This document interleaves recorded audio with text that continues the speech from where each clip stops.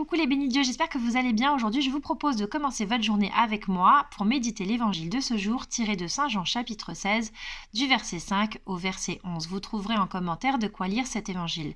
En ce moment, nous sommes à la période de l'Ascension, voilà pourquoi le texte va parler de la montée de Jésus. Jésus est avec ses disciples et il va leur annoncer qu'il va devoir aller rejoindre le Père. Les disciples sont complètement en état de choc, ils ne posent aucune question et leur cœur est rempli de tristesse. Et on comprend bien pourquoi, parce qu'ils ont passé 3 années avec Jésus, 3 années merveilleuses où ils ont connu un amour infini, où ils ont vu des choses extraordinaires, où ils ont finalement eu un avant-goût du ciel. Et là, c'est un peu comme un deuil pour eux parce que tout se termine. Jésus leur dit qu'il est obligé de monter pour pouvoir leur envoyer un défenseur, le Saint-Esprit.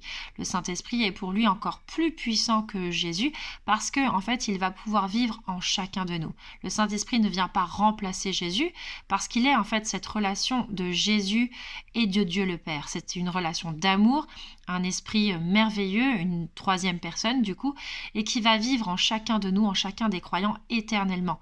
À la différence des disciples qui, eux, vivaient à côté de Jésus, Dieu avec nous, l'Emmanuel, et du coup, ils étaient heureux parce qu'ils avaient une grâce immense, mais en fait, c'était que pour eux, c'était pas pour l'éternité, et ils vivaient à côté, non pas en eux. Et là, le Saint-Esprit, en fait, quand il vit en chacun de nous, eh bien, il va nous guider à faire des choses, il va nous permettre de convaincre le monde, et c'est ce que va dire cet évangile. Il nous dit que le Saint-Esprit, donc le défenseur, est venu pour convaincre le monde en ce qui concerne le péché. Et c'est parce que les hommes ont rejeté Christ que le Saint-Esprit a été envoyé. Le défenseur est aussi là pour convaincre le monde en ce qui concerne la justice. La justice, c'est pas dans ce monde, mais en fait, ça sera dans le ciel. On n'a pas de justice réelle sur la terre, mais plutôt au ciel.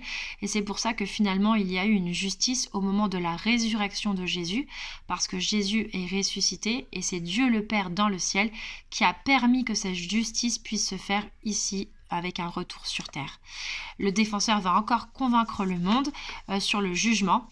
Il va nous expliquer et nous faire comprendre que le diable a été condamné par la croix et que ce jugement-là est définitif.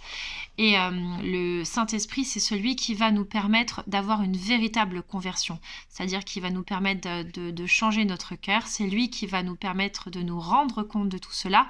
Et donc, on va être dans un acte de repentance. On va demander pardon à Dieu pour tous ces péchés que nous avons pu commettre, même si ce n'est pas réellement nous, mais c'est nos ancêtres. Et du coup, on va avoir cette foi en Jésus parce que le Saint-Esprit va nous faire aimer Jésus. Voilà, j'espère que vous aurez été éclairés par cet évangile et je prie pour vous, priez pour moi. Je vous souhaite une excellente journée. Je vous fais des gros bisous. À bientôt.